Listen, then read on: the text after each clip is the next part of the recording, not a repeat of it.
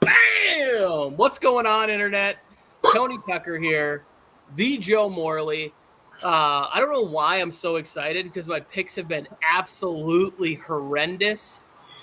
I cannot believe the amount of upsets. Like if I was in the what's the anti-survivor pool? Like where you have to pick like the wrong one. I went Bengals week 1, miss.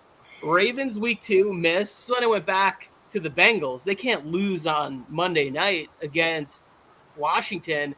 And oh yeah, they can. Taking a big crazy yes, just a massive dump on in that game. 0-3.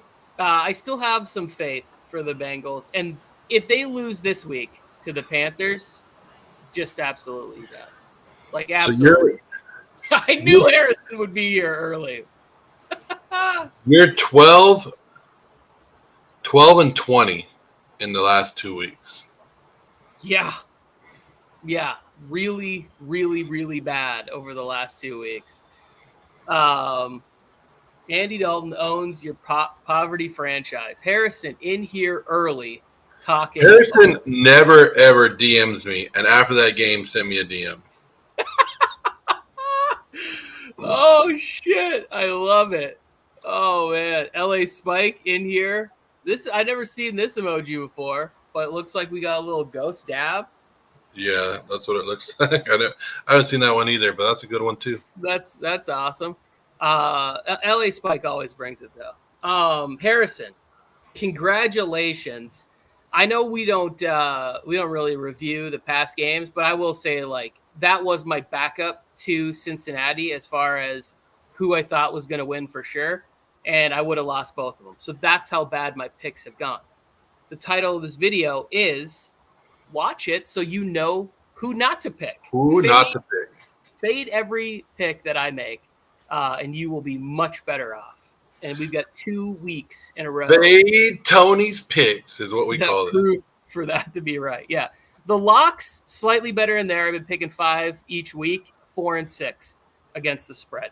Not where I want to be. Would much rather be 6 and 4, but hopefully I'll get that switch. I'll give you that. You are very good against the spread. Yeah, I'm better at picking games against the spread, but still a losing record. Yeah. Okay, let's go. Let's talk some football. Do you want to talk at all Cowboys Giants in that game? Is there anything you want to talk about that? I didn't put it on the screen here, but anything you want to say about that? Cowboys suck. Giants should have won that game. I'll just say that. They had every opportunity, but they went conservative in that game, which is weird. But Cowboys didn't look good. But I had the Cowboys winning, and we started a new survivor pool, and that was the pick that I took was the Cowboys. So I'm 1-0 in my new survivor pool.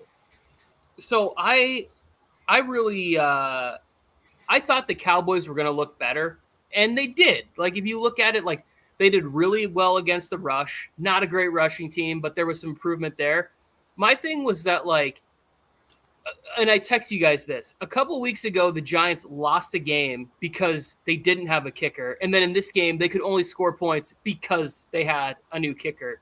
So it was you're watching it, it's there's something that's just a little bit off with the Giants. And when they figure it out, if you look at the team, it's if the quarterback play was just a little better, a little more consistent, they'd be good. Even though Daniel Jones, I think, has made improvements since week 1, gotten a little bit better. That interception at the end of the game, I don't really count that on him. It's you got to heave that ball up there. So it's really been 3 games without a turnover. There was a couple plays early on where even though I picked the Giants, I was rooting for him to hit Wan'Dale Robinson on that deep ball. The ball did hit him in the hands. Probably should have caught it. Underthrew Neighbors on a play where I was man, if he gets that ball out in front of him, Neighbors is, scoring. So I root for the Giants a little bit, especially against the Cowboys. I pretty much root against the Cowboys. Doesn't matter who the Cowboys are playing, unless they're playing the Chiefs. I'm rooting for the other team, and not afraid to root against my picks. But yeah, the major news for me out of that was Cowboys have 5 games coming up here that are really tough games. and they could be without Micah Parsons and Lawrence, which is the strongest part of their team. Outside of the Dak and CD connection, which, got back on track this week, those two edge rushers are what make the team kind of go, feeding off that, getting a lead and letting those guys go, put pressure on the QB, and they could And both. I think they already. I think Lawrence has already been rolled out, right, for like 4 weeks. I didn't follow up on how long he was going to be out. It didn't look good. Micah, I saw that he did have a high ankle sprain. That's a tough one for an edge rusher. And the referees were fantastic in that game. The greatest referee showing I've seen in the NFL so far this season. I don't know. You know me. I don't like to harp on the reffing too much. But come on, you got to let these guys play. You can't throw a flag every damn time, and it's pretty bad. But other than that, I mean, you say penalties don't change the game. Sometimes they do. The momentum changes it, but I'm good with it. We can move on from that crap show because it wasn't the greatest game. I definitely think penalties change the game. Like it's impossible to win when your team is being penalized every week. And a lot of times you could see where it's like lazy, bad technique or whatever, and you're like, oh, he just wasn't in the right position. Some of the shit's inconsequential. When I see a holding on the opposite side of the field and the play's going this way and they're like holding on this, and I'm like, this guy was 40 yards out of the play. There was no shot of him even being in the play whatsoever. Don't throw a flag on that. But this right here, the Giants are on a losing streak. Technically, they're not. Didn't they beat Cleveland the week, like last Sunday? Yeah. So, I mean, they only lost one. It's not a streak until they do it again. You only need to lose one to be on a streak. See, I disagree. I think a streak has to be multiple. Like you got to be. I don't know. Maybe I need to look up the definition. Let's head to Aaron Rodgers' neighborhood. I put this one at the top for Mike, right, so that he could just get out there and like really puff up the Jets and how they're doing. I don't think we've seen them since last Thursday, so they had a little bit of extra time to prepare for this game. The Broncos get a big win last week. Bo Nix is out there running and throwing and looked pretty good against a banged-up Bucs secondary. There's always things that I hear after where I'm like, if I would have known that, I probably would have picked the Broncos against the Bucs. But it was like Sean Payton is 9-0 when going up against a Todd Bowles defense. I was like, that's the kind of statistic that if I would have heard that would have been enough to sway me. He improves on that record there. I thought that the Broncos finally were able to put together a whole game offensively and defensively. Defensively, they've been playing fantastic, right? Like Surtain's been excellent. The Jets on the other side, again, they did something too where it's like, was it the Patriots or was it the Jets finally getting it together? What do you think? What are your thoughts? Who are you picking? Well, I kind of was impressed with the Jets. Like that was the Jets that we were looking forward to. And the Broncos, that was another one that upset a lot of survivor picks last week because a lot of people were banking on the Bo Nix not being ready for his first win in the NFL. And it was funny because I sent you that clip of Aaron Rodgers earlier this week where he said that he was sitting in the San Francisco locker room after they lost, and he figured that they would go on a 2-game winning streak and then be back here. So I like it, but you know what? I got to give a little bit of credit to Denver. Like the team's fighting, and they're fighting hard. They might I don't know if they're how good they are, and we'll see that as the season continues. But to see that was a good win for him last week, and that impressed me more than I think the Jets' victory did. But I don't know. I'm taking the Jets this week. I'm taking Aaron Rodgers and the Jets to bounce back, and we'll go from there. I think this is a good test. But if Denver pulls this one, then I may have to be picking Denver a lot more this year. Yeah, and I forgot to look up. I didn't look up as much stuff as I should have. I've been really busy working on other stuff.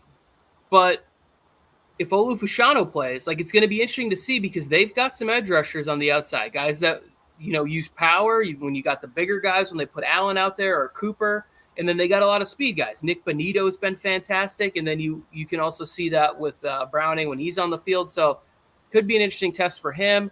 I really want to see the matchup because Surtain's been following the number one and been playing pretty good against them. I know Pickens beat him a few times. The plays got called back on penalties, but the numbers against Surtain he's been excellent this year. So it'll be fun to see him on Garrett Wilson. For me, the difference here is the Jets defensive line. And that's why I'm picking him. Will McDonald has been absolutely on fire the past couple of weeks, getting pressures. And then when he gets there, actually converting it to sacks. So I think Will McDonald on McGlinchey or Bowles, I'm not even sure if they're both out there this week, but whoever the tackles are going to have their hands full because that guy's getting after it and making it seem like, hey, Hassan Reddick, keep taking time off, keep, forfeiting millions of dollars. Although I do think the Jets should figure something out there. I mean, it would be nice to get him out on the field. Just give him some money, make him happy. I don't understand. Like, you either pay him or you get rid of him. I don't know why teams continue to hold people out like that, but yeah. Well, it's not my money. I know that I would be showing up. I know that I would be playing. I would be like, all right, I'm getting out there and I'm going to go collect this $7-8 million that he's throwing away. All I know is we need some more Garrett Wilson touchdowns. Because that's what a lot of people took. I'm sure a lot of people drafted Garrett Wilson high in fantasy leagues. They saw the connection last week with Aaron Rodgers. So there you go. Same career path, right? And next year we'll probably be seeing Rodgers play for the Vikings. So I just in my mind right now. No, the Vikings at that point had Tavares Jackson, and Favre was clearly an upgrade over that. I don't think at this point right now, which is a great transition, talking about my guy. I had to hang my ghost up, so I don't have my Sammy D ghost this week. Sammy D's playing like an MVP through 3 weeks. Back-to-back wins over the Niners and the Texans, teams people both have been goo-goo about for good reason, too. Going against Green Bay or LaFleur, and I think that, like, as fans, we always talk about, like, Shanahan and McVay, and Andy Reid for sure is the top notch when it comes to offensive minds. But what LaFleur did the last 2 weeks with Malik Willis, and here's how I know. I'm watching the highlights. I got him up on TV. My wife's sitting there, and she goes, why does Jordan Love look so good and so much faster? Because she didn't see the name. And I go, no, that's not Jordan Love. That's Malik Willis. And she's like, well, how come he doesn't start? And I'm like, I tell my wife, I'm like, he's literally never looked this good before. Like, yeah. This isn't something new. And he gets the revenge over Tennessee last week. I picked the Titans again. I will not make that mistake again. Spoiler alert for our last game on this slate. But, like, I am so impressed with how the Packers have played the past couple of weeks without Jordan Love. And I think that the acquisition of Malik Willis and how he's played has saved the season. Like, this is like getting these couple of tough wins. If Jordan Love can get back out there this week. Now, with all that being said, I'm taking the Vikings, not because I've been backing Sam Darnold, getting to a good spot and thinking what he could be. I'm taking him because the Brian Flores defense is on fire right now. The way they use Metellus, you watch Metellus, he's floating between linebacker and DB and all these like really fun coverages when you're watching him there. They had a guy, and I forgot to write down my notes again. I think his name is like Paul Jones. I wrote down in my notes on week 2, who is number 91, so that when the game ended, I could go look it up. This guy was smashing through in week 2 on Trent Williams on a couple of plays, gets a couple sacks on Purdy. Last week, not quite as effective, but also playing really good. Like Jonathan Grenard has a get-back game against the Texans for not paying him.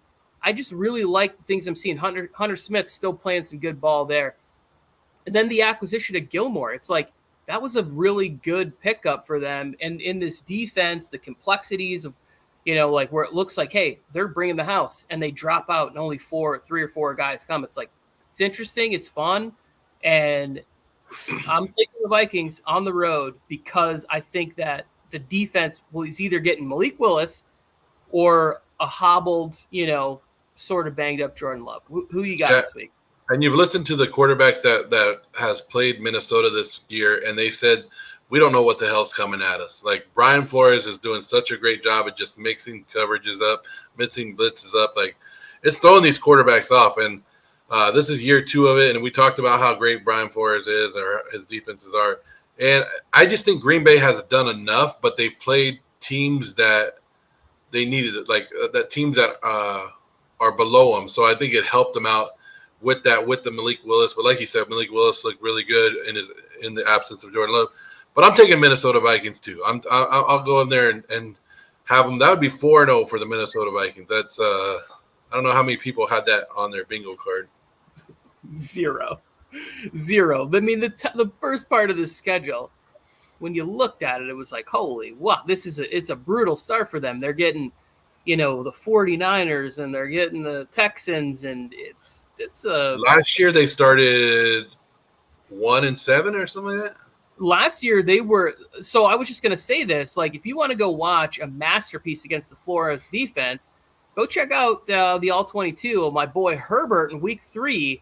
Cooking this defense where they pressured him like 78% of the plays, and he was just out there like taking what the defense gives him. Keenan had a great game that week too. That was the week that Mike Williams went down with the injury.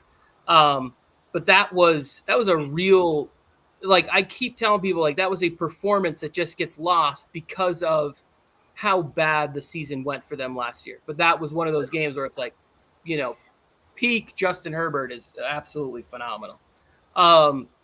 They did start off terrible last year. Then they got the Achilles injury to Kirk. Then it was the, Justin Jefferson dealing with his situation. And it was just a string of quarterbacks, Jaron Hall, Dobbs, Mullins. But this year, Sam Darnold, he's still getting away with a few of these, like, Sam, don't do that. Don't throw that ball. Don't lateral that ball. And eventually that shit's going to catch up with them. Hopefully it's not this weekend because I picked the Vikings. But I do think at some point, like, he's going to have a game where it's like, oh, Sam Darnold's back. And everybody, it seems like when I listen to people on TV, it's like they want Sam Darnold to be bad. Like, he didn't do – like, why do people hate Sam Darnold so much on TV? Well, you got to think he came from the New York market, L.A. market. People still have grudges against him. He's fighting for his career. And I'm fighting for my life. I'm fighting for my life. Could be a major upgrade for some of these teams next year. Let's go to our next game here. Eagles, they get a win in a game that was, like, oddly not boring for being 3-0 going into the fourth quarter. When I rewatched this game, I was like, how the hell do we go from the Saints not punting, scoring on every drive, to an Eagles defense that was getting gashed pretty nicely by the Falcons the week before? Like, what was the turnaround there? Like, Vic Fangio figured out something, and the D-line played way, way better. Just like Jordan Davis and Jalen Carter were fantastic. Or if you listen to C.J. Gardner-Johnson, he said the difference is Derek Carr. He said C.J. Gardner-Johnson after the game said you can't be an elite team with Derek Carr as your quarterback. I don't know if you saw that. I didn't see that, but, like, these cornerbacks, they say things that are so much fun where it's like, the cornerback from Cincinnati who was saying, oh, yeah, it was misunderstood what I meant when I said Cliff Kingsbury runs a high school offense or whatever it was. Like, it's like, I don't know. I don't think anybody misunderstood what you said. No, everybody knew exactly what you said. Yeah, it's like, and a lot of people didn't disagree with you, buddy. But then when Jaden Daniels goes out and plays the way he played, it's kind of tough to get through that statement there. On the Bucs side of the ball, we already talked about that in the Broncos stuff.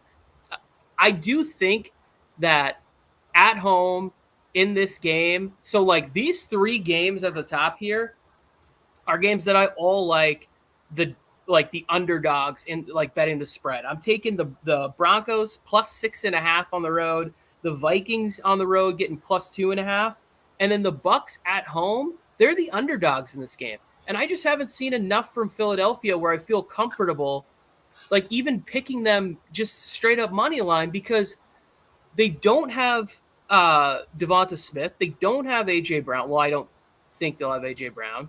And it's like, so then we're working with Jahan Dotson, Johnny Wilson. Like, this has got to be another big, like, Dallas Goedert had a monster game last week, and especially on the play that broke it open for them. That was just this great route where he kind of, the way he cut through made the defenders have a little faux pas there and smash into each other. I'm taking the Bucs at home.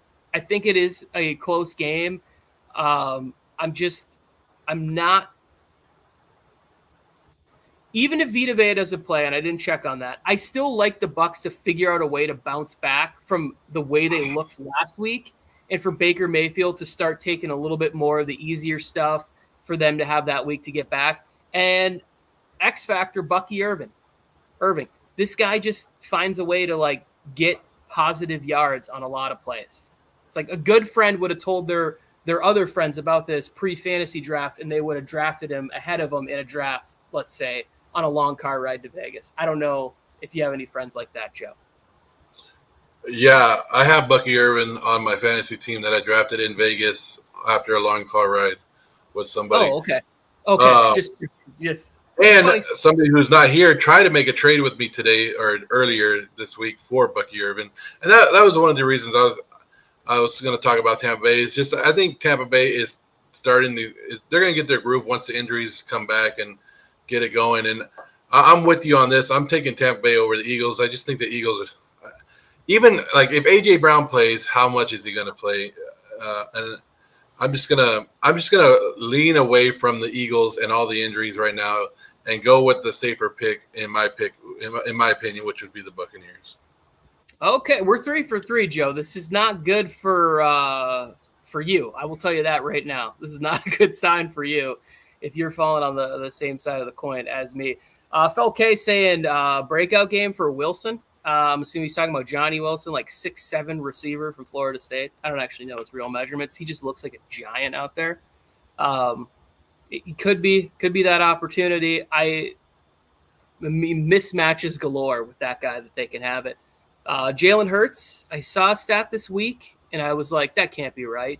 But I think it's 7 or 8 straight games with an interception. That's not good. That's not a good stat. You don't want to be there. He hasn't been looking that good this year. No, he's looked good in the run game. He's looked good extending some plays and getting out there. He looks healthy. I just think that missing AJ Brown, you can't really factor in what's the offense really going to look like when they do have those two guys out there healthy. They went all through training camp. They learned a new offense with Kellen Moore. It was said to be, a difficult offense to learn. So you need to have the guys that you've been working and building that chemistry with, and we'll get them back out there. Chemistry, Joe. Andy Dalton had some chemistry out in Vegas last week, and this guy cooked. Harrison, I hope you're still here. I owe you and the Panthers fans huge apology. I tried to put you in the pet graveyard last week right here. He played so good, he broke my sign. That's what happened. Is that what happened to your sign, Tony? Well, my daughter was putting it up in the yard, and it just snapped in half because it's styrofoam, and who gives a shit? So I kept the top so I could apologize to Harrison with it. From that game, Joe, the biggest thing that I took away was, like, it didn't matter how bad the Raiders looked in the game. It was worse for Bryce Young. Because for the offense to look the way it looked for the first 2 weeks, and then with Andy Dalton, journeyman quarterback, everybody believes his best days are behind him, for him to be able to go out there and operate the offense that well. And then one of the shows I was listening to, they said Dave Canales was like up at the podium, like reading off Andy Dalton's stats, like kind of letting everybody know, like, hey, like my offense works. This shit travels. It went from, like my thoughts went from Seattle to Tampa, and that's how I got this job. And if I have somebody functioning in it, it will actually work out. With all of those positive things being said about them, and I know that the Bengals are 0-3, I still cannot pick the Panthers this week. I'm going to take the Bengals to get a win. The defense for the Bengals has been not good for going on 20-something games. Basically, I was trying to tie it back, Joe, and I wonder if people who are smarter and have more time or whatever could go back. How much did Jesse Bates mean to Anarumo? Like, what did he allow them to do? Because I can't really think of like other big changes that have happened to this defense. They still have Hendrickson and Hubbard out there. The other big name that I was thinking was gone was DJ Reader. He got injured last year. He's not on the team this year. He's in Detroit. But like, can it be like just younger Von Bell and Jesse Bates were that big of difference makers for the defense? Ultimately, doesn't matter. I think Higgins has, an audition for his future team, the Carolina Panthers, this offseason. And I will continue to say that until he actually signs there. I'm gonna take the Bengals in this game. That is a difference that we saw in the Bengals last week, though. Even though they lost, it was good to see Higgins back out there, and then you saw Jamar Chase finally get open and not get as many double teams. So it was good to see Higgins back on that offense. So another week with him out there is going to help them out. A lot of things about the Carolina Panthers. Like last week, maybe we forgot that the Carolina Panthers were fighting for their lives too, right? They were 0-2. They had something to prove. They went out there, changed it up. They looked pretty damn good. Deontay Johnson, finally a damn good receiver this year. But they did lose Adam Thielen in that game with the hamstring injury. He went on the IR, right? So after Adam Thielen looked good in that game against the Raiders. Everybody looked good. I was live in person watching that game, crying. They had me crying. I ain't gonna lie. It was one of the worst performances I've ever seen from a team against it. But I don't think we gave the Panthers I don't think the NFL gave the Panthers enough credit going into that game, going, hey, they have to make a statement too if they want to turn their season around, and they did.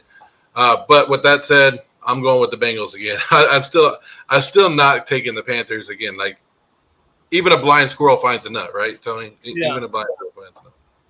I probably there's games this year on their schedule where I will pick the Panthers, but not in many. This next game, Joe, was one of those games where I just sat there with it, looking back and forth, don't know who to pick. And I think I texted you guys and said I'll never pick Derek Carr again because every time I pick him, he lets me down. It's like I did it when he was on the Raiders. I did it last year with the Saints, and the Saints were 9-8 last year, and I still think that I was like 0-17 in picking their games. Like for whatever reason, whenever I pick the Saints, they lose. So with that being said, I'm taking the Falcons. The Falcons at home in this situation, I think they started to get a couple little things going in the games, and like when you watch, like the chemistry's almost there. Darnell Mooney's a good player, and I think we forgot about that because he was in Chicago with Justin Fields. But like he had a 1,000-yard season, I believe, the year before, and he has that ability to be that really strong number 2, deep down the field threat. I think that continues to show itself this week. We're seeing more from Kyle Pitts and Drake London, and I think this is a game where the Falcons' defense can be good enough. I think this is going to be a fun game to watch. Hopefully the Saints offense looks a little bit more like it did in the first couple of weeks, but I'm going to take the Falcons in a close game, and both these teams being 2-2, first quarter of the season just sets up for, some drama. Well, the Saints have some injuries too with Olave and Alvin Kamara. They're both banged up, questionable for this week. So you got that going for you. I'm with you. I mean, this is a good division game. The Saints, like, if you watch the Saints and you know Derek Carr's history and you kind of saw this coming, like you were like, they're not going to keep it up forever. Like no team can go out there and score every series. Like it's tough. The NFL, and once people start seeing you and you start putting more and more on tape, it's going to come after you. But I do like what Kubiak is doing as the offensive coordinator down there. That is one guy that I really wanted to come to Las Vegas, and that would have been nice. But anyways, I'm taking the Atlanta Falcons as well. Captain Kirk gets it right and gets going. I need to change my picks, Tony. Like, if I'm doing everything that you're doing, and with the last 2 weeks that you've had in pick'ems, holy shit, I got it. Yeah, you got to think about changing some. You do not want to. I got to think like deep down and be like, What am I doing wrong if I'm picking the same as Tony right now? I am on like an unbelievable losing streak right now, which is quite miserable for somebody who It watches doesn't matter what we pick because football. Mike's going to go like undefeated this week. Yeah, I mean, when you never show up and you never have to turn your records, that's how you can. And see, Mike's smart too because he doesn't say that he gets a crazy record or winning streak. Yeah. What he does is he keeps it close, and then at the end he just sort of pulls away and he wins. But bravo, good for him. And he's ahead of the committee, so he can cheat and do all the stuff that he wants to do. A team that needs to cheat to get a win could potentially be the Jacksonville Jaguars. What we saw on Monday night was like all time, like, oh, this is bad. And they put in Mac Jones, Joe, and it gets worse. So it's not even like they have like a second spot to go to. But pregame, you saw the owner on the field talking to Doug Peterson. Like, it's got to be getting real close to like, hey, we need to be thinking about what we're doing next year. Like Bill Belichick might be taking my job. Yeah, that's a horrible team. And we laughed about a tweet that we saw, and I reposted it again after this game, where that Jaguars media put in there that if every NFL team benched 37 of their best players, then Jacksonville might have a chance this year. This was one of the teams that I talked about in the offseason that I didn't understand that people were hyping up. Everybody was like, Jacksonville going to the playoff, Jacksonville winning their division. And I was like, what do you guys see that I don't see? Like, this is exactly what I thought Jacksonville would be. Maybe not as bad as they are because, I mean, with Trevor Lawrence and Etienne, you thought they would get some points up there, but they're not even using – it doesn't even look like they're using Etienne correctly. Like, that's how bad it is right now. It just nothing going right for Jacksonville. And we say all this, and then this could be with a game that they come out and blow the Texans out, and then we're like, what the hell? But I'm taking the Texans to win this game. I'm taking the Texans too, but I do hear what you're saying. I was close to picking Jacksonville just because, like, at a certain point, you as a team, you have to go like, hey, shit, guys. Let's just rally together and go get a big division win here. And the Texans haven't looked great. It's not like if you really think back on how the offense has played this year, like, they haven't looked amazing. So I mean, they played good defense. So, I mean, we do think the Bears defense is good. The Vikings defense is good. Week 1 was kind of a little shootout action with the Colts. So, like, I don't know. Like, I could see the Jags having that upset. Like, the way the season has been going, they could have that thing where things just align for them. Christian Kirk gets going. Gabe Davis, gets a deep shot in there, and we see something different. I'm not picking it. I would bet on it though. No, but like you said, it's like Carlos said, it's difficult to bet on the NFL because it's rigged, Tony. So this could be one of those games that they rig. I'm with you, Carlos. I definitely think the league is got Vegas in mind with some of the stuff they're doing. Just got a notification that Kenneth Walker is going to play on Monday night. That's interesting. Yeah, but for how long? An oblique injury usually hangs around. Be pretty tough. Colts, Steelers. We've now hit a situation here where it's like Anthony Richardson gets the win, and the win should have been better, should have been bigger. There was a lot of errant throws in the game. This one for me is the Steelers defense is not a good – this is not a good spot for Anthony Richardson to follow up. Like, you don't want to go against a team – you don't want to go against the Steelers team like this. I think Justin Fields is starting to feel more comfortable with them. They're starting to open some things up. There was a great pass to Calvin Austin that just Alohi Gilman just didn't quite get to that spot in the zone fast enough. And Calvin Austin is just super fast. He scores a touchdown. They get a big win there.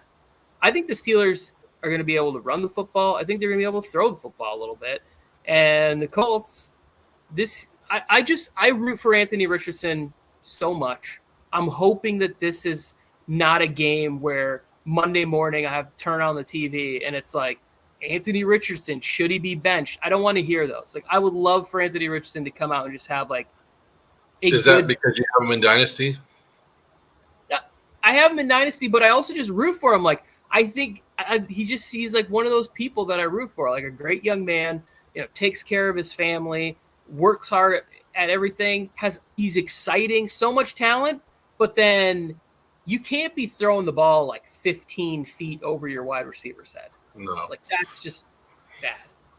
And the Colts, I can't stand the Colts this year. Like, every time I think that they're turning the corner, like in one of these games, or I want to pick them, and I think they're gonna have an easy matchup, they do some stupid stuff, and it's just and you're running the ball with Jonathan Taylor, so there's nothing that, like, you're getting the ball to your playmakers. It's just the throwing's not there, and then I don't know. Like I said, you were talking about the Pittsburgh defense. How can you go against that defense right now with the way they're playing?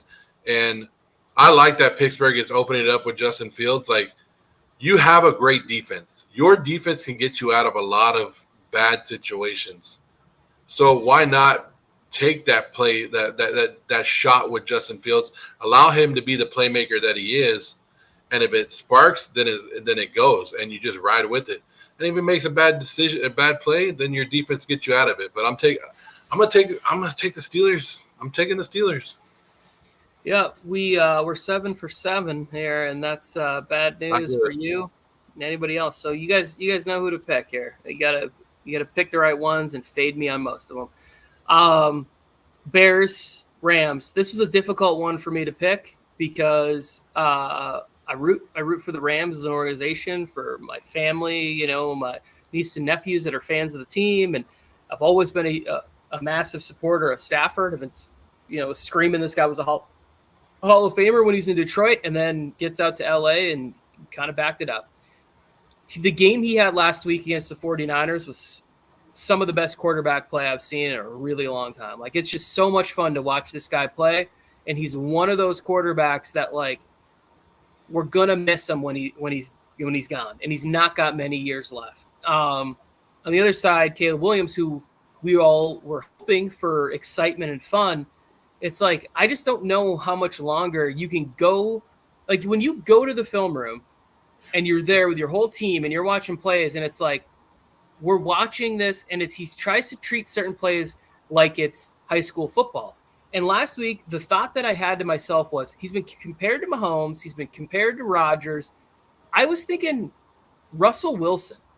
Remember how, like, young Russ would make these sort of plays, like 2-3 times a game? He'd run around, spin out, hit Tyler Lockett deep, Doug Baldwin deep. Like, he had those moments.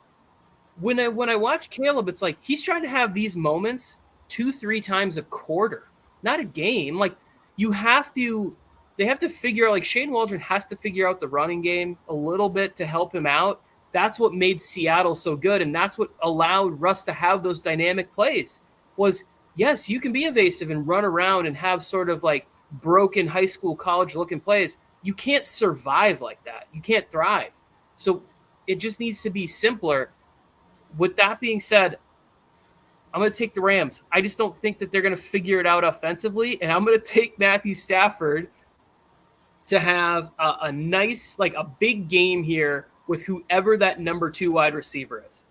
Like, whether it's Tyler Johnson, Demarcus Robinson, I think one of these guys that doesn't get covered by Jalen Johnson is going to have a really, really nice week. So I'll take this in a close game. I'll take the Rams to win on the road.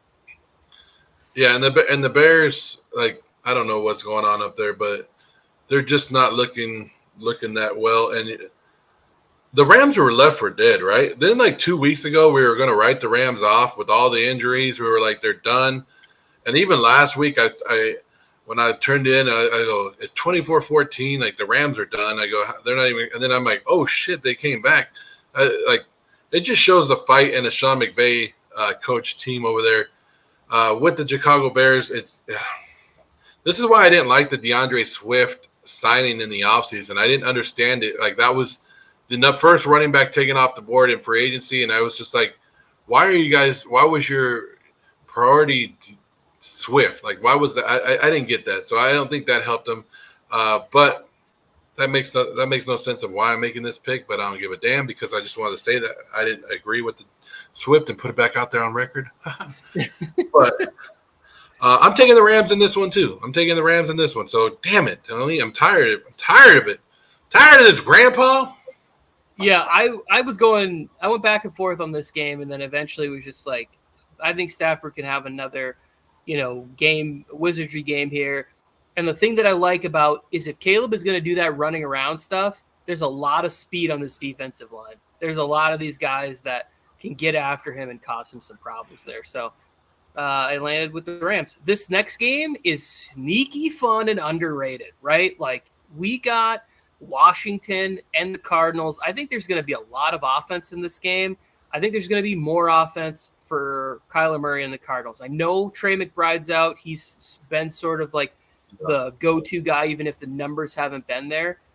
But at home, I like the Cardinals to be able to score enough consistently to win. And almost like, I want to say not dominate it, but at the end of the game, it's like, oh, we never thought the Cardinals were in jeopardy of losing this football game, because the Washington defense. Here's another stat that I heard this week. I think they've only forced like 2 punts all year. Like, the Bengals lost the game, but Joe Burrow still threw for like 320, 340, and like 3 touchdowns. Like, he was sensational. So I'm going to take Kyler. I like the running game with James Conner, and I think Kyler's also gonna be able to run. So I'm gonna take them, even though the Commanders' offense I think is fun and exciting. Wasn't that Commander Bengal game the first game without a turnover or a punt? Yeah, it could have been. Yeah, I want to say that's the stat that I heard coming out of that game. But like I said, I'm looking at this game, and this one was a tough one for me because I don't like Cliff Kingsbury, but I'm going to give him a little bit of credit that he knows a lot about Kyler Murray over there and his weaknesses and his strengths and everything. And but then I'm looking like, even if Washington knows all this information, is their defense good enough to stop him? Probably not. But Tony, I don't know if you saw Dan Quinn last week.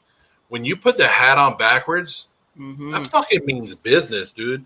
When you do this, that means you take anybody who puts their hat on backwards. I'm not messing with you, because when you see a fight, what's the first thing a guy does? Turn his hat on backwards, right? He goes, "We're doing this. You got to get serious." And Dan Quinn put his hat on backwards, and right there, I said, "That's Washington's winning this, and Washington's going on." And I'm taking the Washington. I think Washington found something with their offense, found something with the connection finally with Scary Terry and Jaden Daniels. And I'm going to ride with that one more week, and I'm taking Washington this week over the Cardinals. I like it. I wouldn't. There's something about when a team doesn't punt that I don't feel great about that. And when I watched back the Lions and the Cardinals game, I felt that the game was closer than maybe what the score indicated, in that the Lions. I thought the Cardinals played really tough, so I'll see these records right here, Tony? Yeah. See these records? See the one that says 28-20? That's mine. Yeah. You see the one that says 25-23? That's yours. So yeah, go ahead and add me one more game up there over you. Oh, goodness. All right, let's go. Well, I know. Go ahead and add 2 games, because I know your ego is going to come up right here. It did, Joe. It did all the way up until the showtime. I'm going to root. I'm going to yell at my TV. I'm going to do every single thing that I can, like from a fan perspective, to just be emotionally engaged in the game as I can. I couldn't do it. I could not pick the Chargers to beat the Chiefs. Even though the Chiefs have not looked good this year, and the Chargers defense has been great. Derwin James is suspended. Bosa's like up and down, hip, back, everything like that. Slater, Alt, Herbert. Like, it just can't – you can't sustain that kind of – like, we're talking about both tackles. Both starting tackles are out in this game. I do think that there is, and this is the point that I was going to make, is the Chargers winning the game, is just coming out and just saying like, hey, we are going to run the ball like 40 times in this game, whether it's effective or not. And we are going to try to limit the Chiefs to like 6 or 7 possessions throughout this game. And we're going to try to win a game like 13-9 situation. 12-9. Isn't this the kind of game that you brought Harbaugh in for? It is, but like this is like you're asking him to fight with his hands tied behind his back, and that's the part that's difficult. And if it were a lesser team, I'd still be picking the Chargers against like maybe every team except for the Bills, Ravens. Like I would be picking them. I'd probably pick them against the Ravens too. I'd probably pick them against the 49ers right now. But here's the thing that we're not talking about, Joe. Even if they can muster up a fight, how do you beat the refs in the fourth quarter of the game when they clearly want them to win? I had to get that shot in there with the Chiefs and their fans. Well, no, you're right though. The Chiefs have got 3 calls or not got a call on them in the fourth quarter to help them win every single game this year. It's been ridiculous. But like you said, too many injuries on the Chargers. This is why I thought Herbert should have set out last week, but I don't blame them for going out there because, hey, these guys are NFL players and they want to be on the field and they want to be there for their team. So I don't blame them for going out there. But I thought maybe he would rest up and try to get healed up more for this game because this is more of it's week 4. I'm not going to say that this is the game that changes the season or does anything like that, but it's a divisional game that you could get a head up on. I would have liked to see him ready for that, but yeah, I just think it's too much for the Chargers to overcome, and I'm going to take the Kansas City Chiefs to win this one too. I'm rooting. I had tickets on the line. I was going to take my son to this game, and he wants to see Herbert. Like that's why we're going to the game. It's like he's like I want to see Herbert. So if they say like, hey, if I get the notification at 10 a.m. he's starting, I might start scrounging around for some tickets and be at the game. But like, yeah, he did not want to. He nor my wife was like, wait, you're paying to go see Taylor Heineke? I'm like, hey, Taylor's good. She's like, I don't want to hear that shit. You say on your podcast enough. Your friends tell me all the time. Stop talking about that. Shut your Heineke ass up. This is when you lose a game the way you lost last week and you want to just get on to the next week. I think that coaches are like hoping that it's a team like the Patriots. You know what I'm saying? Like that you like look up, you're like, man, they were up 14-0. I think they were up 10 points or whatever, and they lose that game. It was a rough week for players from Michigan last week. Ronnie Bell, like my brother's texting me, Moody misses a field goal because my brother is a Rams fan. He's at the game with his daughter, who's a 49ers fan, and it was bad. And she kept saying like, "Why do all the Michigan guys? Why are they?" And he's like, "Normally I root for guys from Michigan, like me and my brother both do, but." It was a rough thing. Like Ronnie Bell had a tough moment as an NFL wide receiver, but I root that he can rebound and get back on track because he's got a real opportunity. As for the Patriots, though, we haven't seen him in 10 days, but the last time we did see him, Joe, it was really ugly. It was really, really, really ugly. I don't think it gets much better this week. I was really close to 9.5 points is a big spread on the road. I'm giving the Patriots the benefit of the doubt to like keep this one semi-close. I may change my mind because I just feel like the 49ers there are matchups everywhere that are benefit them. Like it just doesn't make sense. I know, but if we're looking how the NFL season has gone so far this year, every big spread, every big underdog has pulled it off. Every big Patriots did it week 1, right? Raiders did it week 2. I think week 1 the Patriots were 8 or 9 point underdogs. Raiders were 7, went to 9 points by the time the game started against the Ravens. Last week, Carolina was the biggest upset or the biggest underdogs, right? And now you're looking at the New England Patriots. So is this going to be it? Is this like, do you really trust San Francisco that much that you're like, oh, okay, Patriots coming off 10 days where they just got embarrassed on primetime? I know looking at Jacoby Brissett in that game, I felt bad for that dude. Like, I was like, he's just getting knocked around, and it was horrible. But this isn't the same San Francisco defense that we've seen the last couple of years. Like, this is like a mile down San Francisco defense, and the offense isn't there. That if you put some pressure on that line, you're going to get back there and get to Purdy. Ayuk upset and fighting with Kyle Shanahan at practice over wearing red shorts. Like, this is I love it. I love any turmoil that we can have in San Francisco. I'll take it.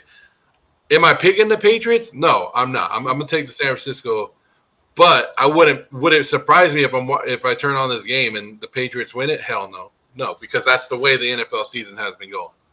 Yeah, it's like so when I watched it, last week, the 49ers game, I was like, Brock Purdy's really good. Like, I don't want to continue to do this like, oh, well, it's just a Kyle Shanahan thing or whatever. Like, he's a really good player. Like, is he great? I don't know, but he's really good. And I think that we need to stop the sort of like he benefits from having all this stuff out there, because nobody thinks that, like, nobody thought Juwan Jennings is like this great player and he goes out and has like a massive game last week. Like, I don't know. Like, would Brock Purdy be excelling like this in another offense? I don't know, but he's good. And I just kind of wish that the narrative would be a little less like, oh, well, he's lucky, as opposed to like he works really hard and he's also good at football.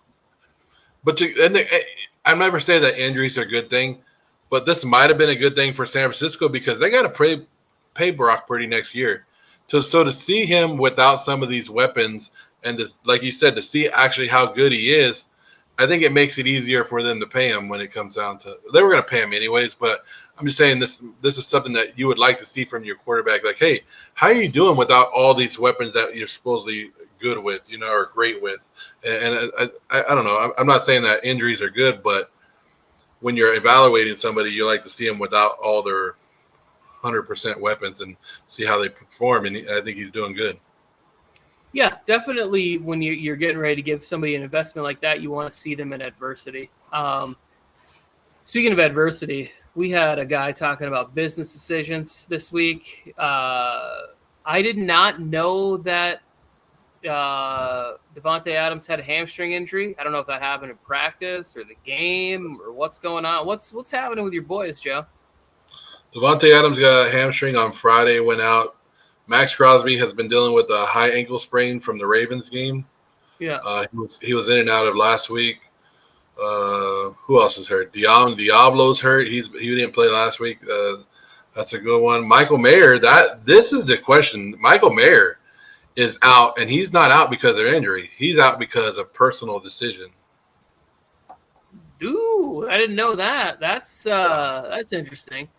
So the Raiders, there's nothing coming out about it, but as a Raider fan, if you guys listen to what Michael Mayer said last year, he was high, then came in, and he said that he started to lose the love of football because of what was going on in the Raiders building with Josh McDaniels and all that stuff. And he questioned it, and then he said he found it. So my thing is, the Raiders had a big meeting this week, supposedly, and they all hashed it out, and I don't know. It's never good to have those kind of meetings. And some people got yelled at, and they said everybody wasn't off limits. It was just one of those meetings. And now he's taking personal decisions. I don't know. It makes me wonder. I don't know anything. I don't have the insight. I'm just like, if you were already questioning it, and the team drafted a tight end over you, and now you're not getting the receptions and you're not getting the playing time that you thought you were, like that would be upsetting. Yeah, I think that like when you commit, I know we always go, well, they get paid so much money, but it's like if you're doing something that's that like time consuming and violent mixed on top of it, you have to find a way to make it fun. You have to find a way to make it something that you love and enjoyable. And if you don't, it's like, I don't know if I want to go out there and get smashed by giant human beings who are angry and passionate about this, and I might not be. I hope the best for him in his career.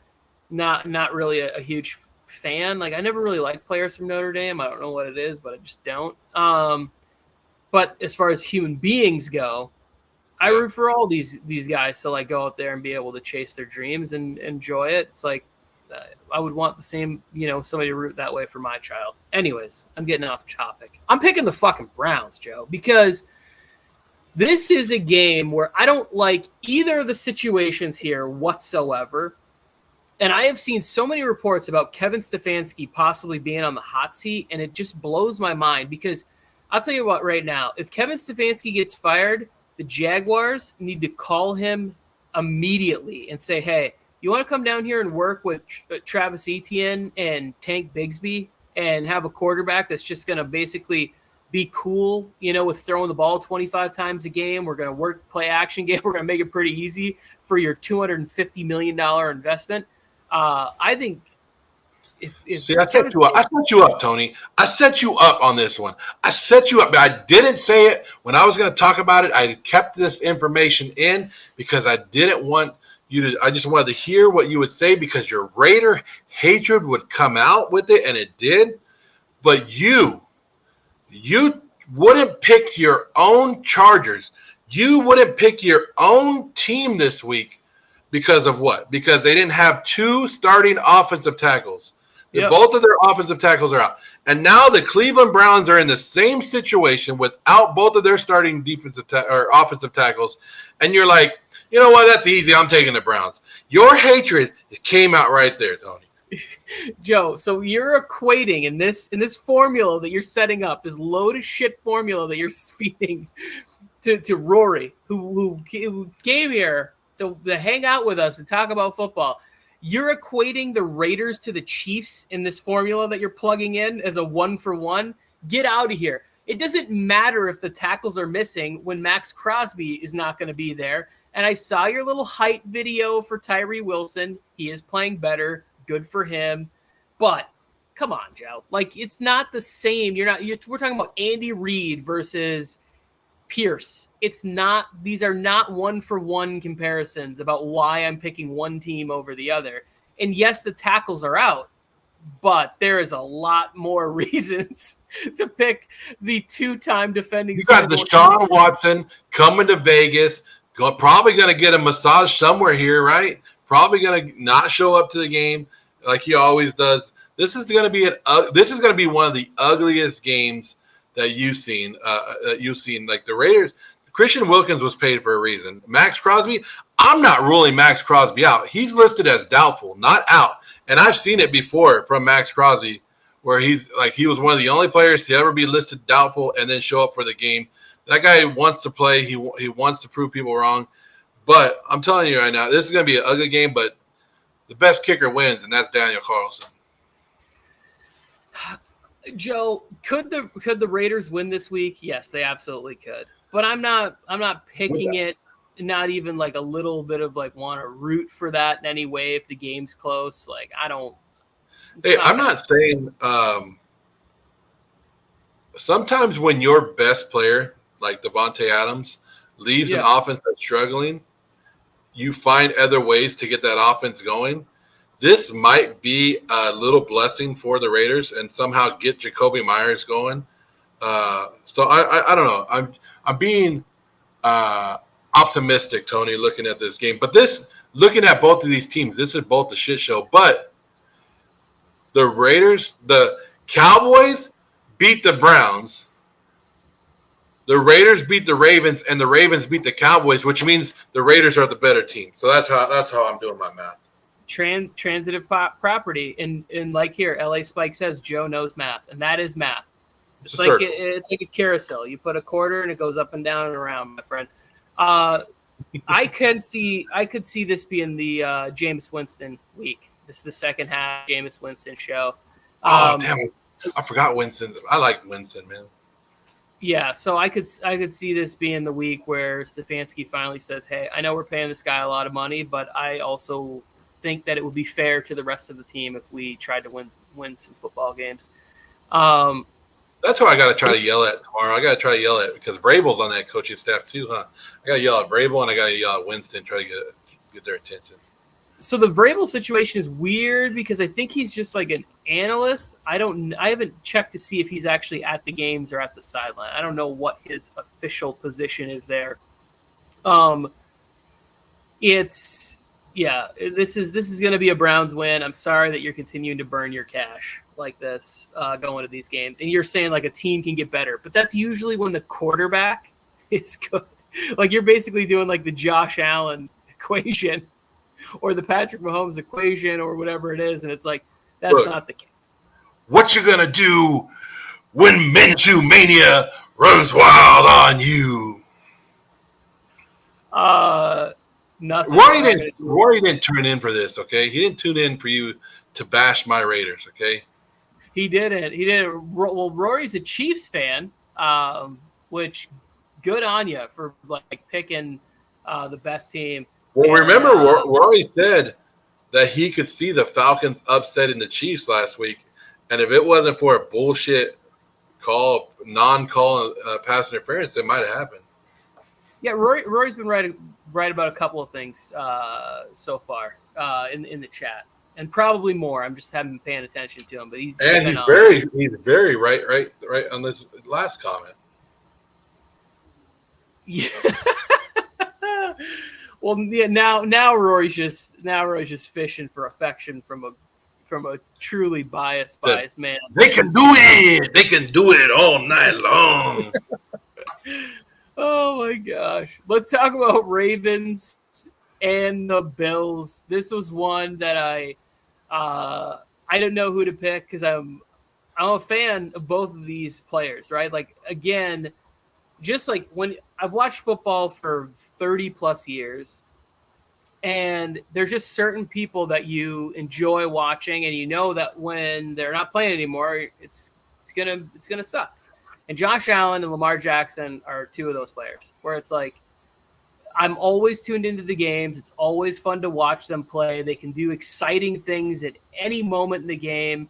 I went back and forth, and then I started thinking about like who the Bills have played, how the games have went, and everything like that. And it's like really their toughest opponent was that Week 1 Cardinals game. Week 2, Tua had 3 picks like in the first 18 minutes of the game. That game was over. And then last week against the Jaguars, it just I don't know that I'm like crowning them. I think they're good. I picked them to win the division. I didn't think there'd be a fall off, but I just think that this is a really good Ravens team that had some shit luck the first couple of weeks, and then we saw it last week. They crushed the Cowboys.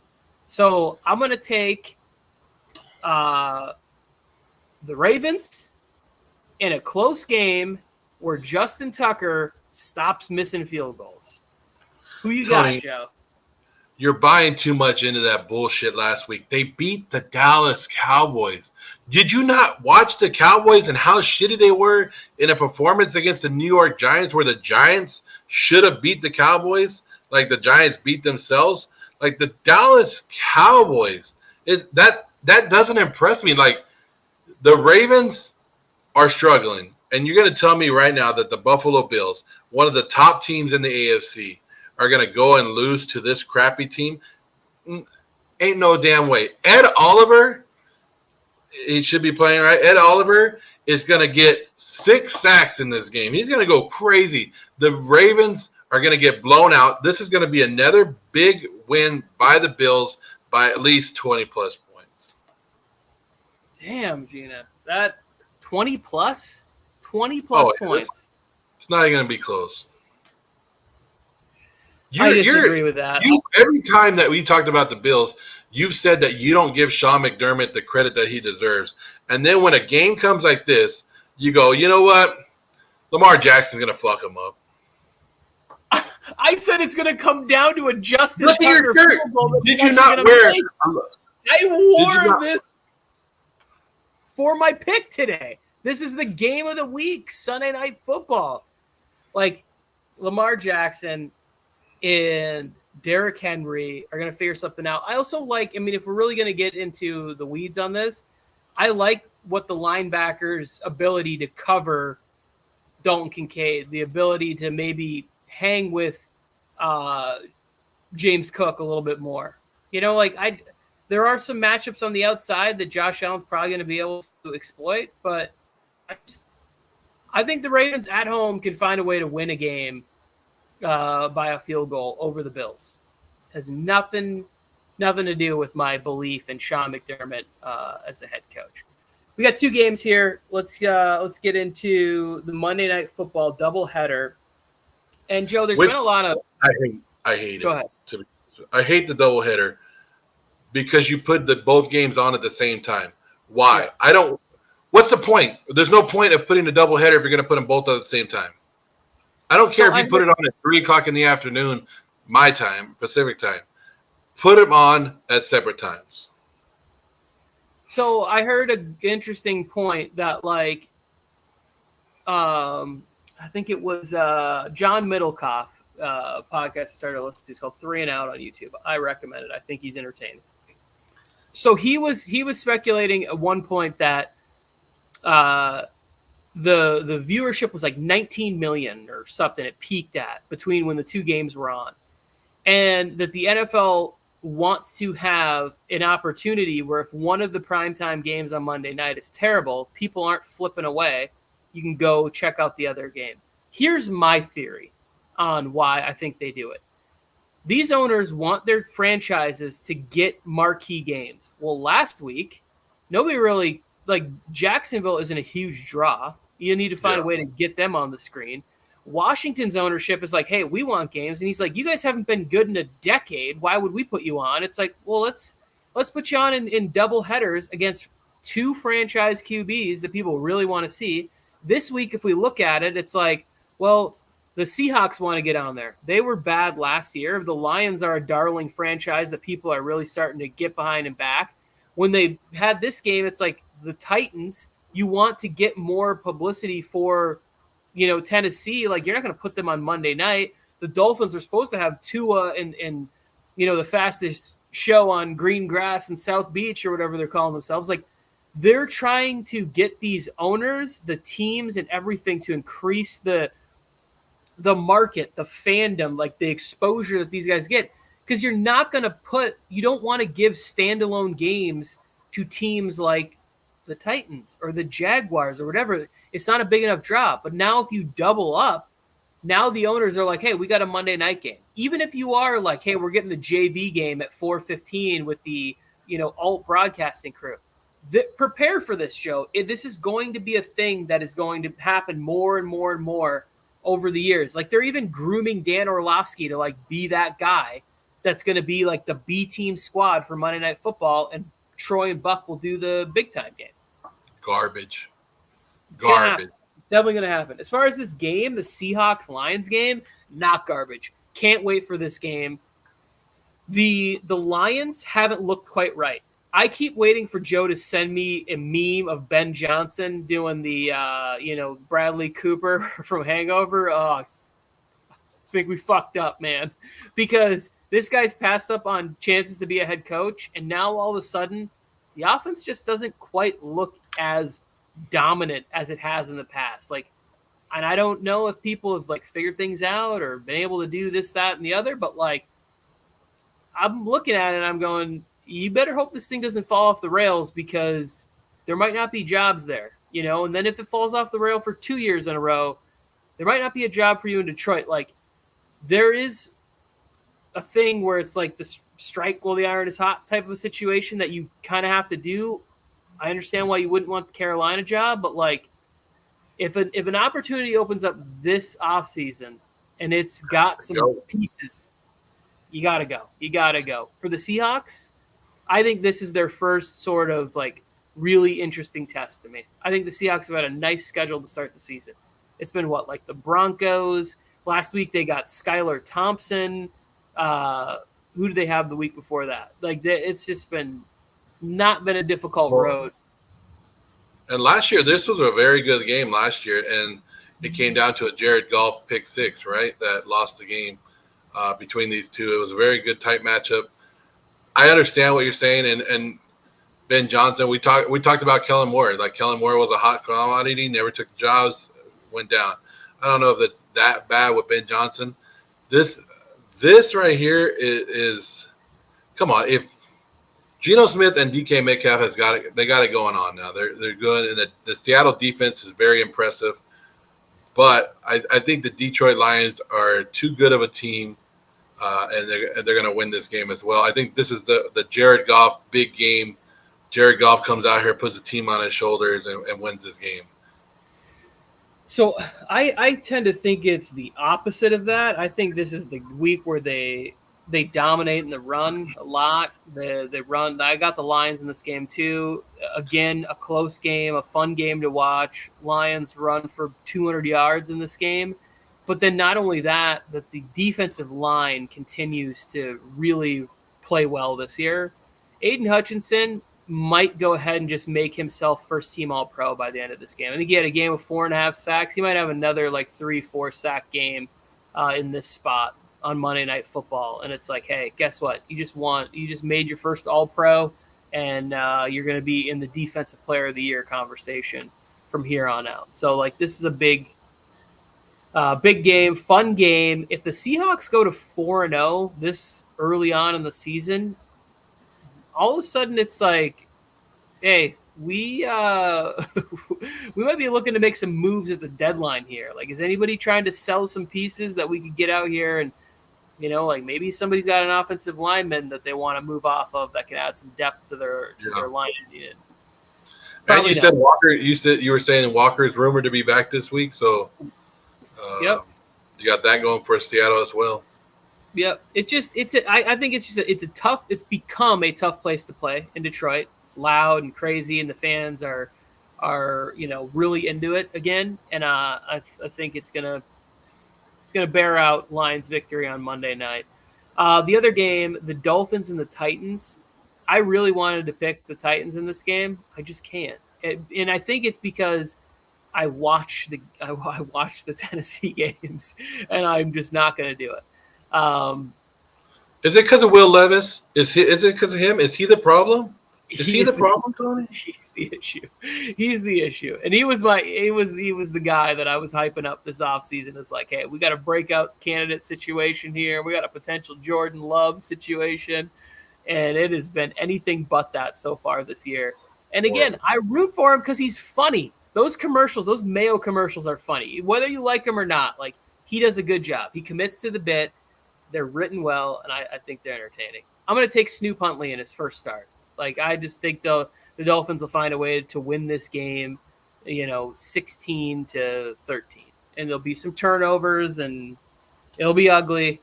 I'll watch it, but it'll be on the it'll be on the computer down below while the game is up top.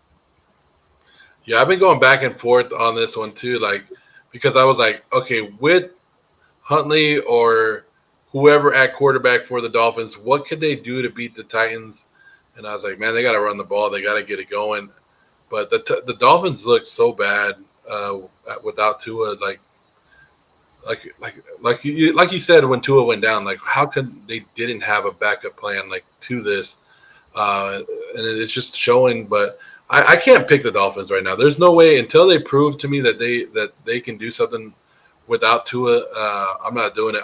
Even with Will Levis and all his mistakes, and I know when I watch him tomorrow and he throws another dumbass pick six or something, I'm gonna be like, well, I should take the Dolphins. But I'm taking Will Levis more, and I'm taking that defense and the defensive line of Tennessee Titans is what I'm leaning more towards.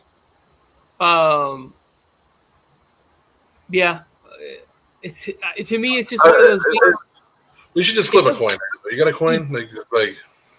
Yeah, it's like if Will Levis comes out there and has the debut game that he had last year, where it's like him and D-Hop are. Who are you picking, Joe? I'm taking the Titans. Okay, I was gonna say if you're not taking the Titans, fuck it, I'm flipping it. And I'm gonna go to the Titans. That's how I feel about this game. It's like I could easily see a situation where Will Levis comes out and has a 3 or 4 TD game, him and DeAndre Hopkins figure it out. but you have Calvin Ridley and you have two good running backs, and you should be able to get something going at some point. Like, the more I think about it, it's like the Titans aside, and then once I saw that Huntley was starting at quarterback, I'm like, that's enough. They'll figure out how to get the ball into Waddle and Tyreek Hill's hands enough. A-Chain, Jalen Wright, they'll figure it out enough to score points and win a game. I got a little distracted. What happened?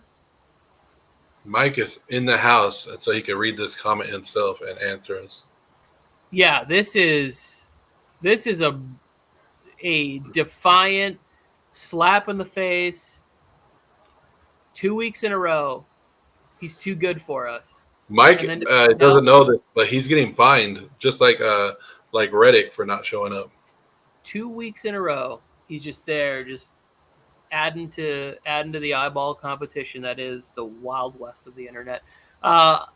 Michigan gave up 21 points in the fourth quarter and only won by 3. I sat down and it was a beating when we sat down to record the show, and apparently this one turned into a game where I would have been sweating. So I forgot about this stat that Mike just said, though. I forgot about this stat. It's true that Miami has not led for 1 second this whole offseason, this whole year.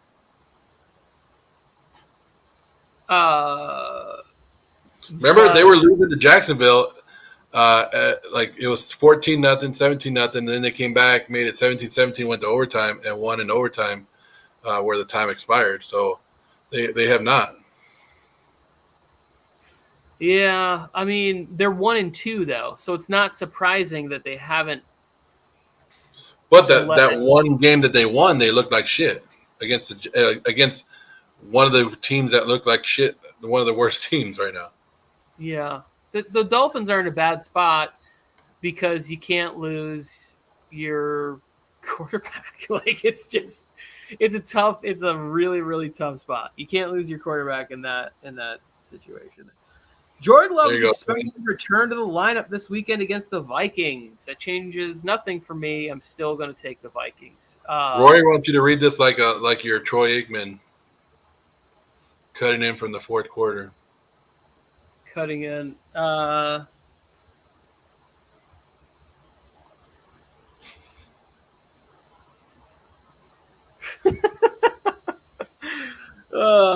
I'm not gonna read that like I'm Troy. I